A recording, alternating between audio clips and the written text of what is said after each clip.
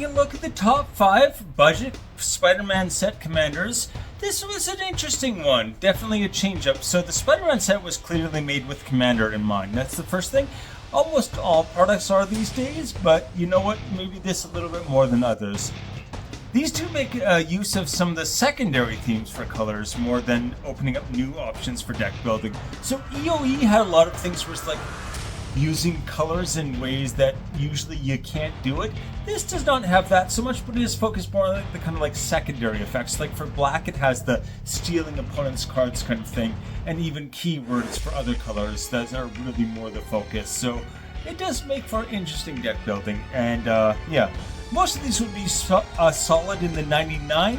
I'm looking at them as commanders, but you might want to consider them just in the 99 as well. There are ones that are good for a commander or as a commander, but not in the 99. I think all of these are kind of like could go either way.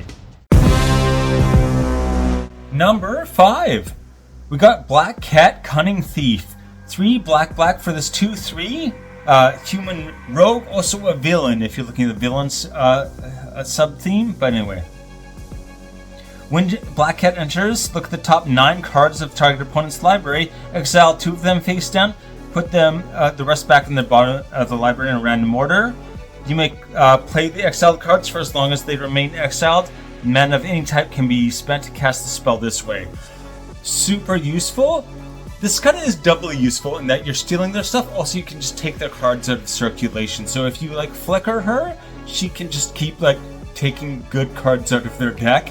Maybe really important cards. And if you look at the top 9, that's a lot, right? That's almost like what, 10% of a deck. Or I'm not going to try and do math right now, but yeah, it's a good chunk of a deck.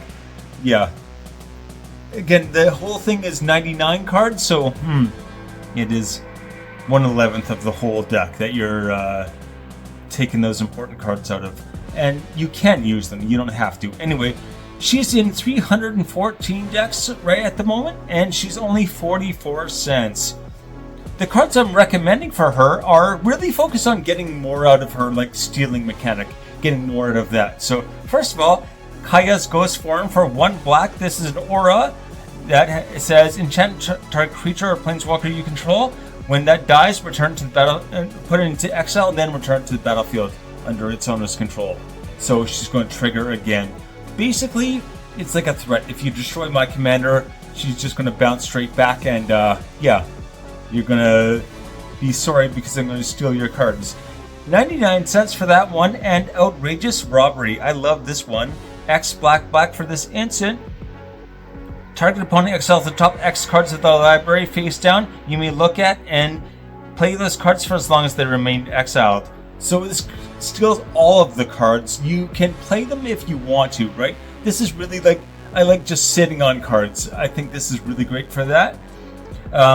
If you cast a spell this way, use mana of any color. Blah, blah, blah. Anyway, only 95 cents for that as well. This would be a really interesting one to get like as much stealing as possible and on a budget. Number 4. Okay, we got Jackal, Genius Geneticist. Currently in 691 decks. He is a 1/1 with Trample, which sounds a little funky, but let's check him out a bit more. Whenever you cast a creature spell with mana value equal to Jackal's power, copy that spell, except the copy isn't legendary. So you can pop out a bunch of legendaries and copy them automatically, and the copy is not legendary, so you don't have to worry about the rule. Then put a +1/+1 counter on Jackal. So he's gonna, every time you cast a creature that has the same, it is casting, yeah, with the mana value, the CMC equal to its power, you're gonna keep like giving him +1/+1 counters and getting a free copy of that creature. Like, double value is always, it's good. Yeah, can't complain about that one. Anyway, he's only 121 right now. The real tricky part of this is being able to like reduce the number of +1/+1 counters on him. So we're going to look at 2 different ways of doing that, by removing the counter or by flickering him. Remember, when he flickers, he returns to the battlefield and he won't have any of those counters on him anymore. So we've got Oaka, Traveling Merchant for 1 and a blue. You can just tap him, remove a counter from a non-land permanent you control, draw a card. Drawing a card is a nice bonus, but what we really want this for is just getting those counters off. So you can keep like doubling your spells if you want to. Only 50 cents for this one. I want to order it, it's sold out in the Korean market one. Anyway, what can you do? Ghostly Flicker. Looking at Flicker next. 2 and a blue for this instant. Exile 2 artifact cards, creatures and or land cards you control, then return them to the battlefield under your control. 82 cents. So this is especially good if you've got like another thing where you want to flicker it, right? If you get a second target to flicker, you can even flicker a land and it comes back in like untapped, right? Flicker a basic land and just be able to have some more mana if you want to. 82 cents only. Number 3. Spider-Man 2099. The future Spider-Man. I remember these from comic books. For a blue and a red, he is a 2/3. 2 mana for a 2/3. Also, Double Strike and Vigilance. Double Strike, Vigilance, 2/3 for 2 mana. Very, very good start. But the downside, first of all, from the future, you can't cast him during your first, second, or third turns of the game. So you can't rush him out. He's a 2 mana commander that you can't get out on turn 2. Which is kind of weird, but the value you get from him is just so good at the same time. It also gives you time to set up for the rest of his abilities. So let's look at the rest of his abilities. At the beginning of your end step, if you have played a land or cast a spell this turn from anywhere other than your hand, so exile or even the top of the deck or whatever, Spider-Man 2099 deals damage equal to his power to any target. So there's kind of 2 ways you can look at this. I'm focusing on the casting from exile or casting from anywhere other than your hand. You can also do the boosting his power to make those automatic pings just do a lot more. He is currently in 858 decks, so definitely a lot more. A low-cost commander that can't go out of the first 3 turns feels really weird, but still pretty good. Like, there's a lot of commanders you can't get out in the first 3 turns, or potentially can't get out in the first 3 turns. You can easily, cast him and do something else. He's also very flexible in that he's triggered just by anything being cast from anywhere other than your hand. Other than your hand is not a huge requirement, right? So we've got Philip? Is it supposed to be Philip? Anyway, Lost on the Range. I've heard that pronounced before and I totally spaced on it. Anyway, 1 blue for this legendary creature, Homunculus, 1/1 with Ward 2. People hate Ward. It's better than nothing, I always say. You may look at the top card of your library at any time. The top card of your library has Plot. The Plot cost is equal to its mana cost. You may plot non-land cards from the top of your library. So you can plot them. That is not casting, but then you get to cast it later. So on a later turn, you get to just keep casting things, triggering his ability over and over and over, making it super easy to trigger as well. That's always very nice. And Spider-Verse. We got 3 red for the... If you want to go with the Spider-Man theme, this is great. First of all, the legend rule does not apply to spiders you control. We kind of don't really care about that, but whenever you cast a spell from anywhere other than your hand, you may copy it. Once again, anywhere other than your hand and you're getting a copy? This is starting to feel like the last commander, but anyway. If you do, you may choose new targets for the copy. If it's a permanent spell, it gains haste. Do this only once each turn. So there's a downside there, but really all you want to do is cast something from somewhere other than your hand once per turn, and you're triggering your commander and you're getting a second copy free. 121, well worth it. Number 2, we've got Iron Spider Stark Upgrade for 3 colorless. So this is a colorless commander, which means one of 2 things, right? Usually artifact creatures are Eldrazi, so let's take a look. He has a 2/3 with Vigilance. Vigilance is very big with Spider-Man, it seems, which makes sense, I guess. You can tap and put a +1/+1 counter on each artifact creature and or vehicle you control. The fact that it covers vehicles as well is quite nice.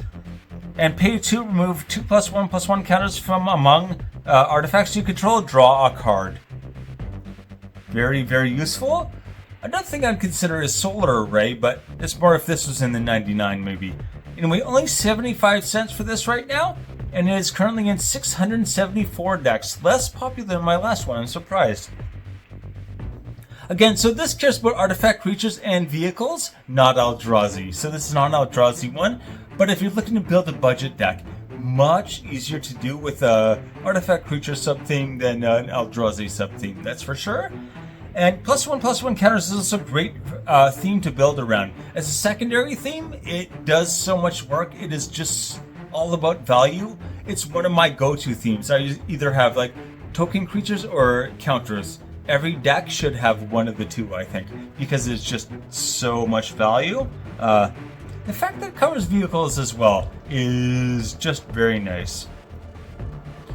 So for my recommendations for that, Steel Overseer, really obvious one here. 2 mana for this 1/1. Tap him, put a +1/+1 counter on each artifact creature you control. So yeah, that's quite good already. 34 cents only. So every artifact creature you control can get 2 +1/+1 counters every turn. No, like, yeah, nothing to complain about there. Next up, we have Triskelion for 6. It enters the battlefield with 3 +1/+1 counters on it, so it's like Walking Ballista if you cast it for 6, basically. Remove a +1/+1 counter from it, it deals 1 damage to any target creature. Or I guess if you cast it for 6, sorry. Anyway, yeah, you're going to keep just making all these +1/+1 counters and throwing them on Triskelion, and then you can, like, take them off and just deal 1 damage to any target. Sorry, I think I said target creature. It is any target. So you can just load these up and, like, take someone out of the game. Really nice, easy as well. 21 cents only. Crazy. Number 1, we've got the Grumpster. Who is Spider-Man? He's a criminal, that's who he is. A vigilante, a public menace. What's he doing on my front page? Mr. Jameson, your wife is on line 1. She needs to know if you... Mr. Jameson, there's a page 6 problem. We have a page 1 problem, shut up. J. Jonah Jameson for 2 in a red. This 2/2 is a human citizen with no other powers, because he's J. Jonah Jameson, he doesn't need them. So when he enters, suspect up to 1 target creature. Makes a lot of sense, right? Whenever a creature you control with menace attacks, create a treasure token. So this is all about getting creatures with menace.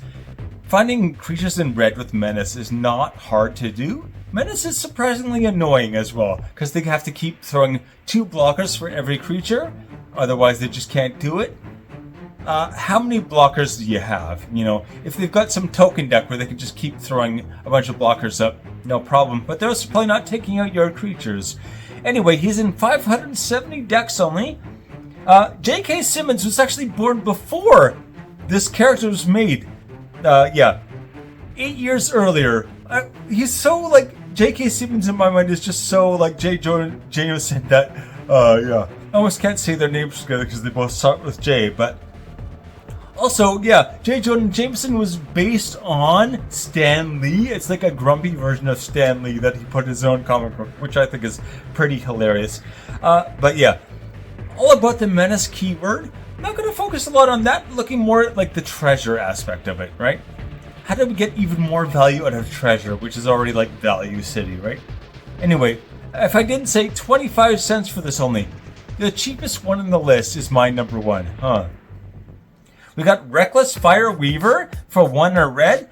Whenever an artifact creature enters, an artifact enters the battlefield under your control, it deals 1 damage to each opponent. So every time one of your creatures with menace attacks, makes a treasure, each opponent takes 1 damage automatically. Just ping, ping, ping, ping, ping. That is only 55 cents. Next up, we got Crime Novelist for 2 in a red. This is a card I expected to go way up in value, and it crashed instead. Anyway, whenever you sacrifice an artifact, put a +1/+1 counter on him and add a red.